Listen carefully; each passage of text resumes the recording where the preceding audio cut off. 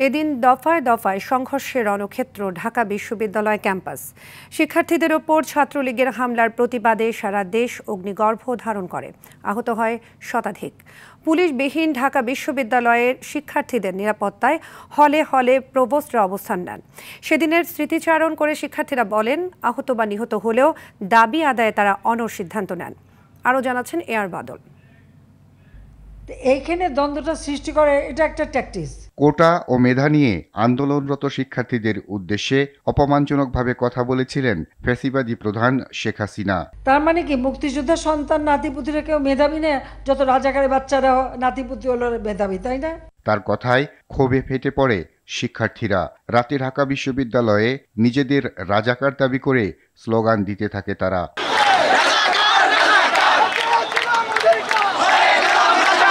সেখানে গিয়ে শেখ হাসিনার বক্তব্যের সাফাই গেয়ে আবারও আন্দোলনরত শিক্ষার্থীদের বিপক্ষে সরকারের অবস্থা জানান দেন তৎকালীন তথ্য প্রতিমন্ত্রী মোহাম্মদ আলী আরাফাত।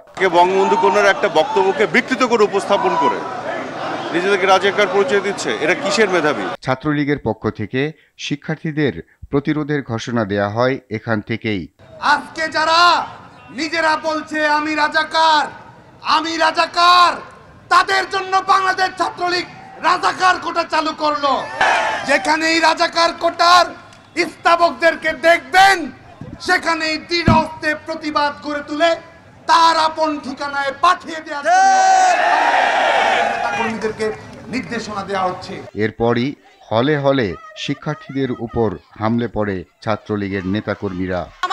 ছাত্রলীগের কর্মীরা এসে হামলা করে। ঢাকা বিশ্ববিদ্যালয়ের ক্যাম্পাসে অবস্থান নেয় বৈষম্য বিরোধী ছাত্র আন্দোলনে অংশ নেয়া শিক্ষার্থীরা। পরদিন সারা দেশে বিক্ষোভের ডাক দেয় তারা। সারা দেশে ছড়িয়ে পড়ে আন্দোলন আর সংঘর্ষ। আহত হয় শতাধিক।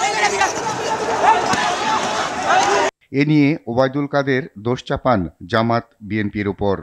সরকার বিরোধী বিভিন্ন দলের অংশগ্রহণ আছে, সমর্থন তারা প্রকাশ্যেই করেছে। মির্জা ফখরুল ইসলাম আলমগীর দাবি করেন, সরকার শিক্ষার্থীদের আন্দোলনে বেসামাল হয়ে পড়েছে।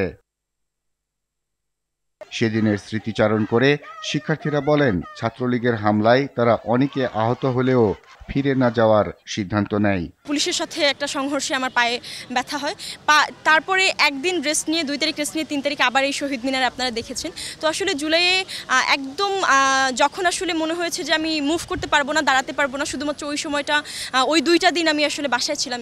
এছাড়া আসলে বাদবাকি সময়টা সংগ্রামের মধ্য দিয়েই পার করেছি। এদিন ডক্টর মোহাম্মদ ইউনূস তার বিরুদ্ধে হওয়া মামলায় হাজিরা দেন। বলেন, এজলাসে লোহার খাঁচায় মানুষ ভরে রাখা মানব জাতির জন্য অপমানজনক। মানবতার প্রতি অপমান। এটা তো কেন মানুষকে পশুর মতো খাঁচায় ভরে রাখবে কেন? এটা কোনো বিষয় হলো না, এটা কোনো বিচারের বিষয় না, কিছু না। এটা নেহায়ত একটা অপমান করার বিষয়। এআর বাদল, RTV, ঢাকা।